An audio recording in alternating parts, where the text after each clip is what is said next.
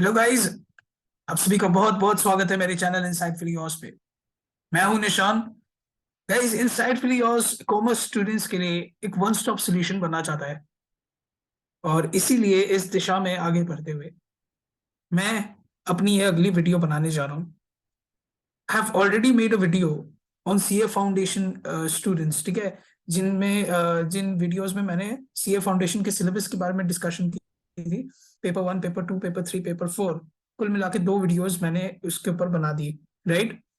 अब इस बार हम सीए इंटरमीडिएट के सिलेबस पे फोकस करने वाले हैं। राइट गाइस, आज की जो वीडियो है ना, इसमें मैं पेपर पैटर्न के बारे में कुछ डिस्कशन नहीं करने वाला हूँ। The major focus would be on the paper, on the syllabus, as in कि आपको क्या पढ़ना चाहिए, राइट, और क्या पढ़ने की जरूरत है, बस यही इंपॉर्टेंट चीजें रहेंगी। इसके अलावा मैं पेपर पैटर्न वगैरह कुछ डिस्कशन नहीं करने वाला हूँ। Right, just to keep it short and simple and compact for you guys. Okay, so चलिए शुरुआत करते हैं। पेपर 1 है अकाउंटिंग, 1 घंटे का, 3 घंटे का पेपर, एक पेपर जो है 100 मार्क्स का। ठीक है, इसमें जो मेजर टॉपिक्स हैं, सबसे पहली बात है process of formulation of accounting standards including Indian accounting standards, जो कि आईएफआरएस कन्वर्ज्ड स्टैंडर्ड्स हैं। ठीक है, कन्वर्जेंस और ऑप्शन के बीच में क्या डिफरेंसेस है, और इंडियन पर्सपेक्टिव से हम कन्वर्जेंस की तरफ ज्यादा आगे बढ़ रहे हैं। राइट, हमारा जो एक एजेंडा, या ये कह सकते हैं कि जो एक मेजर फोकस एरिया है, वो कन्वर्जेंस की तरफ है, ना कि fully adopting the IFRS. We are converging towards the IFRS because we are also trying to keep the Indian environment into consideration. इसके अलावा कार्व आउट्स वगैरह, कार्विन के बारे में भी थोड़ी बहुत जानकारी है। Framework for preparation and presentation of financial statements. ठीक है, तो अकाउंटिंग स्टैंडर्ड्स की जो कंपाइलेशन है, जो accounting standards institute of chartered accountants of India ने बनाए हुए हैं, उसके स्टार्टिंग में ये फ्रेमवर्क है। ये फ्रेमवर्क दर्शाता है कि किस इन्वायरमेंट में जो है इंडियन बिजनेस स्टैंडर्ड्स, या फिर ये कह लीजिए इंडियन अकाउंटिंग पर्सपेक्टिव कैसा रहता है। ठीक है, उसमें जो प्रेजेंटेशन और प्रेपरेशन रहती है फाइनेंशियल स्टेटमेंट्स की, वो किस तरह से बनती है। ठीक है, इसीलिए ही ये इंक्लूडेड है, और ये काफी इंपॉर्टेंट भी है। इसके अलावा जो मेजर, जो मैं कह सकता हूँ इम्पोर्टेंट, मेजरली इंपॉर्टेंट जो चैप्टर्स है, वो है एप्लीकेशंस ऑफ अकाउंटिंग स्टैंडर्ड्स वाली चैप्टर। ऑब्वियसली बहुत ज्यादा इंपॉर्टेंट है। उसमें कुल मिलाकर आप देख लीजिए 8 अकाउंटिंग स्टैंडर्ड्स आपको अच्छे से करके जाना है। Accounting standard 1 disclosure of accounting policies. Accounting standard 2 है वैल्यूएशन ऑफ इन्वेंटरीज के ऊपर। Accounting standard 3 cash flow statements. Accounting standard 10 PPE यानी property plant and equipment. Accounting standard 11 है the effects of changes in foreign exchange rates के बारे में। Accounting standard 12 accounting for government grants. Accounting standard 13 accounting for investments. Accounting standard 16 borrowing costs. इसके अलावा इस company accounts इसमें पढ़ाया जाता है आपको। Preparation of financial statements of companies, जिसमें statement of profit loss, balance sheet and cash flow statement आ जाते हैं। उसके अलावा कंसेप्ट्स ऑफ मैनेजरियल रेम्यूनरेशन। ठीक है, प्रॉफिट और लॉस प्रायर टू इनकॉर्पोरेशन, ये भी एक टॉपिक इंक्लूडेड है। Accounting for bonus issue and right issue, ये भी जरूरी है। Redemption of preference shares, redemption of debentures. इसके अलावा guys accounting for special transactions है, यानी जिसमें इंक्लूडेड है investment, insurance claims for loss of stock and loss of profit, hire purchase and instalment sale transactions. सबके अलग अलग चैप्टर्स जो हैं, स्टडी मटेरियल अगर आप रेफर करेंगे तो आप देख सकेंगे इन सब चीजों के ऊपर अलग अलग चैप्टर्स बनाए हुए हैं। राइट, और मॉड्यूलर स्टडी मटेरियल अपना। और स्पेशल टाइप ऑफ अकाउंटिंग में आ जाता है डिपार्टमेंटल अकाउंटिंग। ठीक है, उसके अलावा accounting for branches including foreign branches, और अकाउंट्स ऑफ इनकम्प्लीट रिकॉर्ड्स। तो ये था guys crux of paper 1। Paper 2 जो है corporate and other laws, again 100 marks paper for 3 hours. So it's divided into 2 parts. One is company law for 60 marks. The other is other laws for 40 marks. तो company law में देखिए companies act 2013 section number 1 से 148, ठीक है, 1 to 148, इतना आपको पढ़ना है। ओके, इसमें सारे जो चैप्टर्स हैं वो सब लॉ है। ये पूरा कंपनीज एक्ट है। अप टिल सेक्शन 148, तो यही आपके लिए रेलिवेंट है। अदर लॉज में जो 40 मार्क्स का है उसमें क्या क्या है, इंडियन कॉन्ट्रैक्ट एक्ट 1872, ठीक है, ये जो है सेक्शन 123 के बाद चालू हो रहा है, मतलब सेक्शन 123 से चालू हो रहा है। इसमें contract of indemnity, guarantee, bailment, pledge, agency वगैरह है, ठीक है। नेगोशिएबल इंस्ट्रूमेंट्स एक्ट 1881, जिसमें ये सारी चीजें हैं, कुछ टॉपिक्स एक्सक्लूडेड की गई हैं स्टडी गाइडलाइंस के तहत, ठीक है। Meaning of negotiable instruments, characteristics वगैरह, ये सब चीजें हैं। तीसरा चैप्टर जनरल क्लॉजेस एक्ट 1897, और फोर्थ जो चैप्टर है वो इंटरप्रिटेशन ऑफ स्टैट्यूट्स। अच्छा गाइस, ये जो है ना, ये मई 2020 से ये सिलेबस लागू हुआ है, ठीक है। मतलब जो स्टडी स्कीम है वो पुरानी वाली स्कीम है ऑब्वियसली। ये वाला सिलेबस जो है थोड़े हल्के बहुत ट्वीक्स किए गए थे, ठीक है। तो मई 2020 ऑनवर्ड्स ये वाला सिलेबस, आफ्टर दोस स्लाइट ट्वीक्स, ये वाला सिलेबस एप्लीकेबल हुआ है सब, जो जिसे हम न्यू सिलेबस कहते थे, इंटरमीडिएट न्यू, वो है वही है, ठीक है। तो इसमें आप कंफ्यूज मत हो जाना। और अभी जो मतलब एग्जिस्टिंग चल रहा है जो इंटरमीडिएट वाला, ठीक है, पेपर लाइक जो हम लोग जिसको पहले बोलते थे लाइक फाउंडेशन, जो अभी जो एग्जिस्टिंग स्कीम है, फाउंडेशन, उसके बाद intermediate new, final new, right, ठीक है। तो यही जो अभी चल रहा है उसी का करंट ये वाला है। पेपर 3 है cost and management accounting, again 3 hours 100 marks। So it all boils down to the same eventually. बस थोड़ी बहुत चेंजेस हैं, लाइक कुछ पेपर्स में इंक्लूड किए गए हैं 30% ऑब्जेक्टिव या फिर एमसीक्यू क्वेश्चंस, तो वो मैं डिस्कशन नहीं कर रहा हूँ आज। अच्छा, कॉस्ट एंड मैनेजमेंट अकाउंटिंग जो है उसमें एक इंट्रोडक्शन है, ठीक है।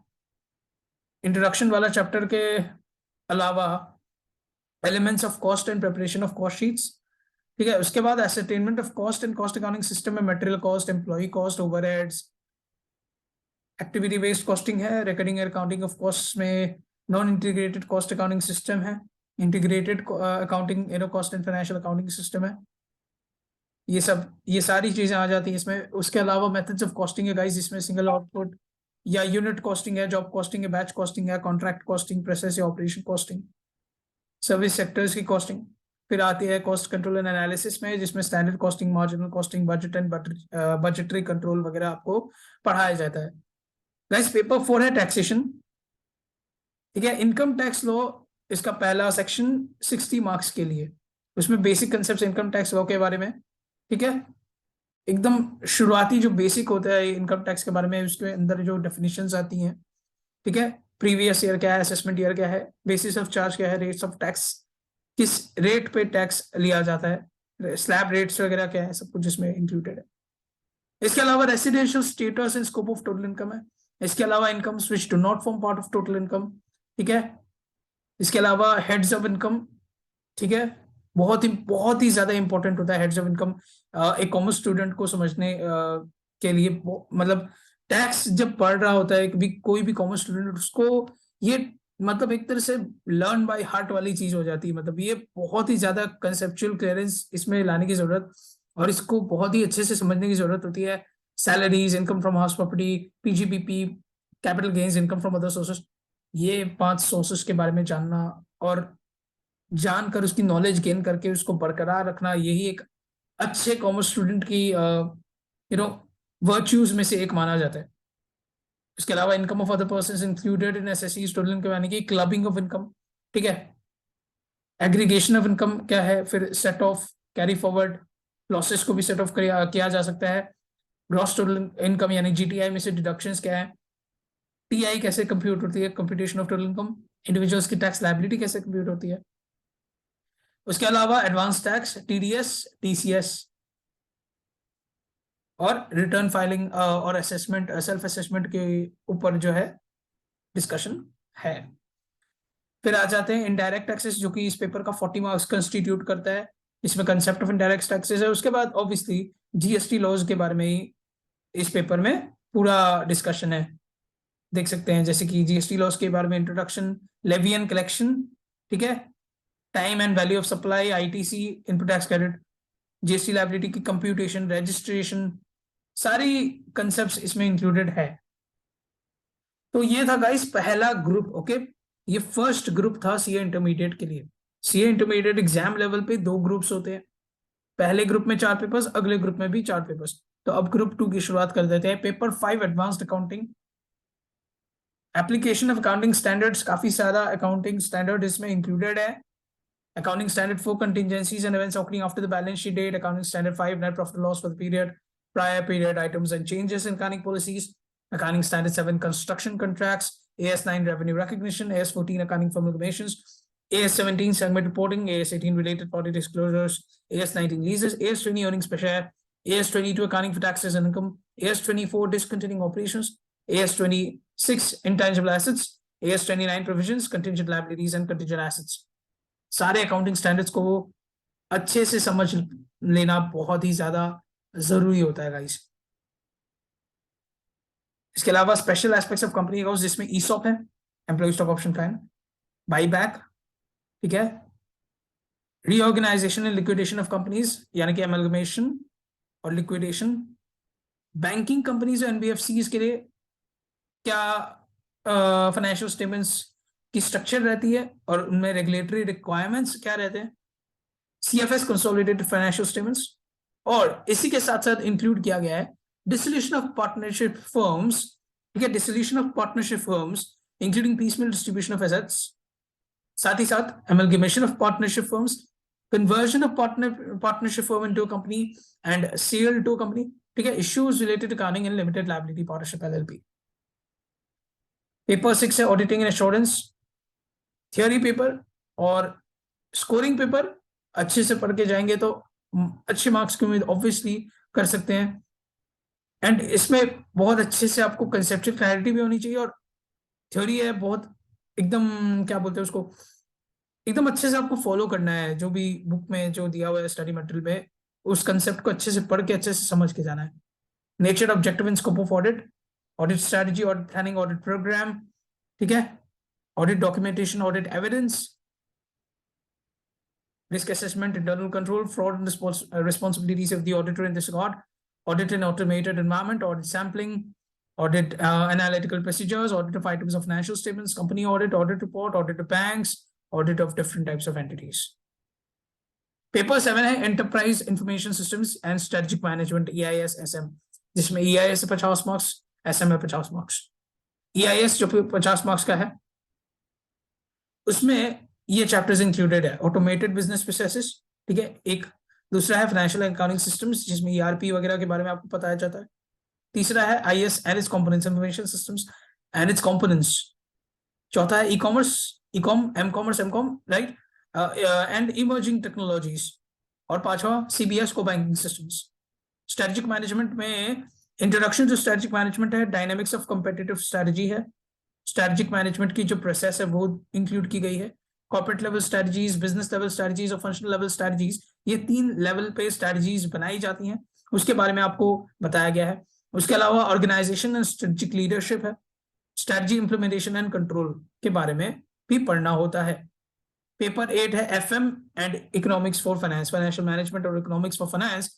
FM में 60 मार्क्स के लिए, जिसमें फाइनेंशियल मैनेजमेंट और फाइनेंशियल एनालिसिस इंक्लूडेड है, ठीक है,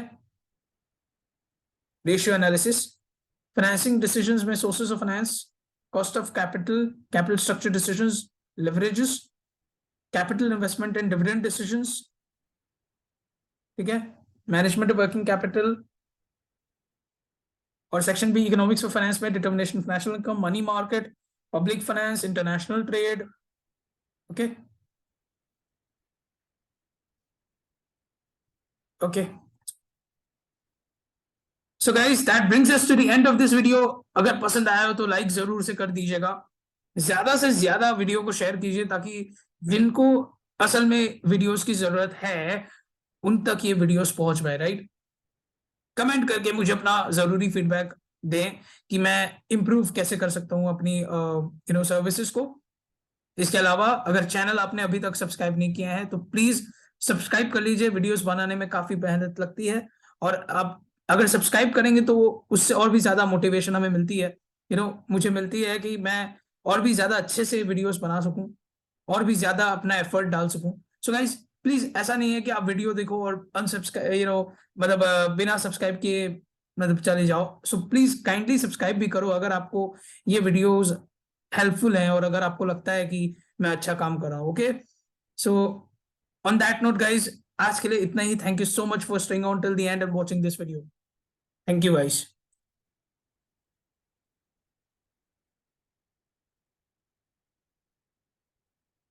ओके,